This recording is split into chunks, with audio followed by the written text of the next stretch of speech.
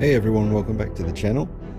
Now I decided to rehair and repaint my 1/6 scale custom Beto Metalli Halloween 2018 prototype head sculpt. There's not too many of these around. I don't know how many of them exist, but I know it's a very limited number. This isn't the one that everyone got with the big special deluxe 1/6 scale H40 Michael Myers figure from Beto Metalli. This was the prototype that he then kind of scrapped and rethought. Now I was never really too happy with the paint job on the prototype head here. This is a picture of the untouched head from Beto Metalli.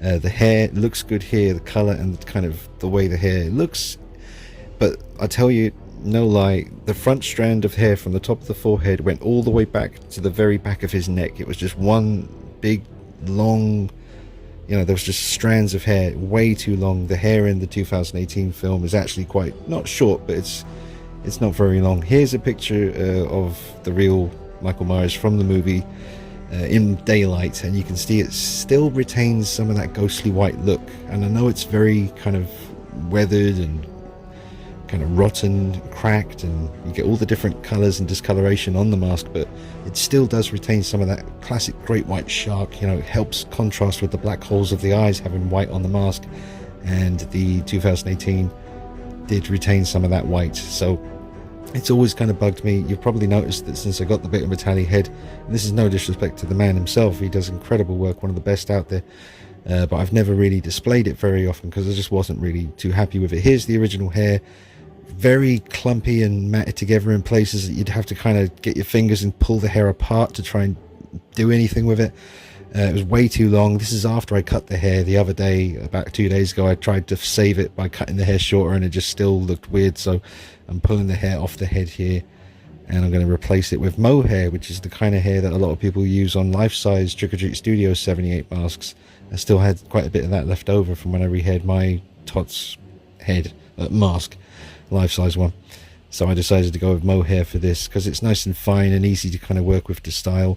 Here is one last look at the Beto Metalli paint job, which is this, it's great. It really is a good paint job, but I just wanted a little bit more white, not complete stark white, off-white. Obviously you mix the yellow and the white together, but I just wanted it to be a little bit more white, basically, like you saw in that picture where he was peeking out from behind the tree saying peekaboo, I'm coming to get you.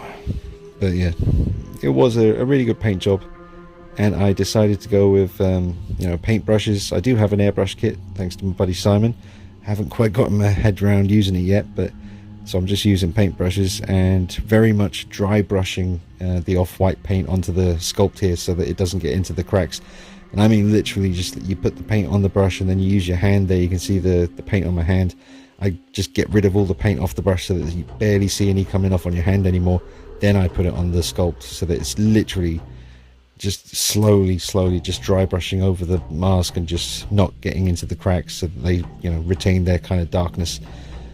And we're getting there now. You're starting to get that nice great white shark look with the black holes of the eyes contrasting against the white of the mask. Again, not stark white because it is the H40 mask. It's meant to be discolored and aged 40 years, and I'm well aware of that. And in this video you won't see me go full on with the repaint. I still need to do all the discoloration and the rotting kind of colors.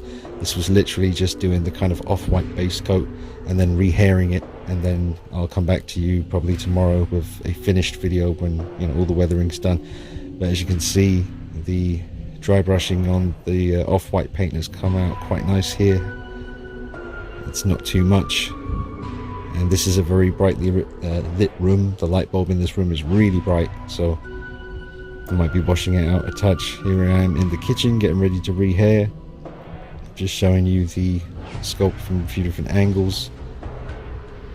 And like I said, man, I really do think he got the sculpt right the first time with this prototype. Every angle just looks so spot on to me.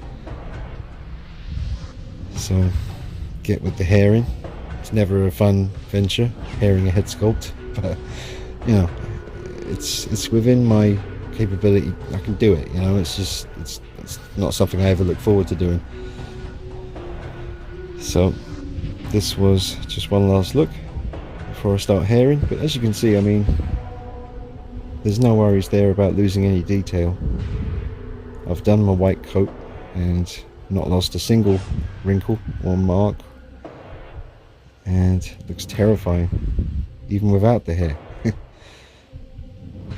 Now in the past I've used the hair from the Trick or Treat Studios H40 mask, just, you know, because you tend to rehair them when you get them rehauled, so I just kept some of the Tots hair, and I was using that on 1/6 scale heads and 1/4 scale head that I rehaired, but it's a bit thick, whereas this mohair here is so just nice and fine, and once you cut it and kind of style it, it looks pretty damn good.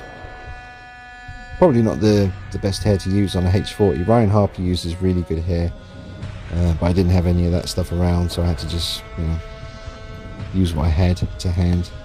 And, you know, mohair is pretty damn good. So, and here we go with the Copydex glue, just layer by layer, building up the hair. I was using that paper clip, or sorry, safety pin. Is that what you call it? I forget.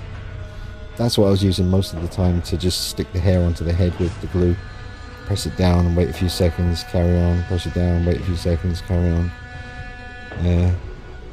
Yep, it's a mess. But as you can see, the hair is on, and I haven't styled it. I just pushed it back and get some product in there later on. But the colour's really nice, and it just needs styling. Definitely needs a bit of a trim. This is very fresh, just literally just done it. And here we go, getting somewhere now. Again, haven't styled the hair, just pushed it back. Still need to trim it a little bit, just in places. Pretty much there though. But like I said, the hair on the H40 is not as long as you would, well, technically it should be as long as the 78 hair, because it's supposed to be the same mask, but yeah, it's not as long as you think with the H40. So I will pop it on the body just at the end of the video to show you how it looks. The other thing about this Beto Metalli head sculpt, it's very big, and even on the big kind of setup that I'm using for my big custom H40 Myers, this head still looks a little bit big for that, and that's a big body. I think it was like the JX, oh I forget now, it's on an older video, but it's a big body. It's bigger than your average 1/6 scale body.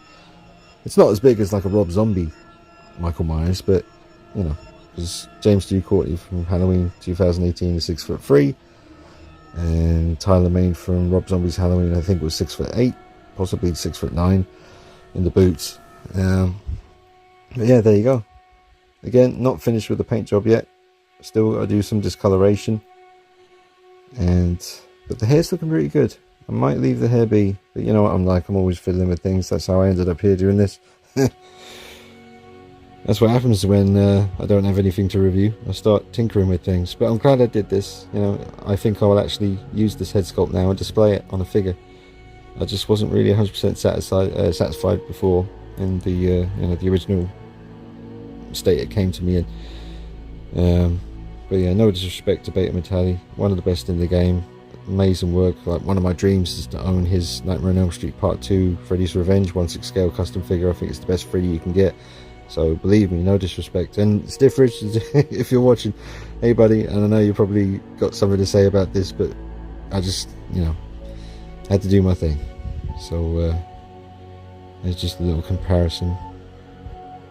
But like I said, still got to fix the hair a little bit. Still a bit too long compared to how it really should be. But baby steps.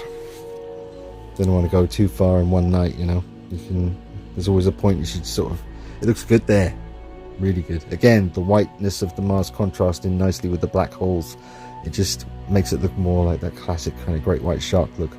I mean, Christopher Nelson himself described it, you know, as that kind of soulless great white shark kind of eyes, you know, with the white, which is it's awesome. There's my coveralls in the background, Big Macs. And one last look before I pop it on the body, but let me know your thoughts, folks. And again, I'll bring you the finished video probably tomorrow. Again, this is just base off-white coat with the hair.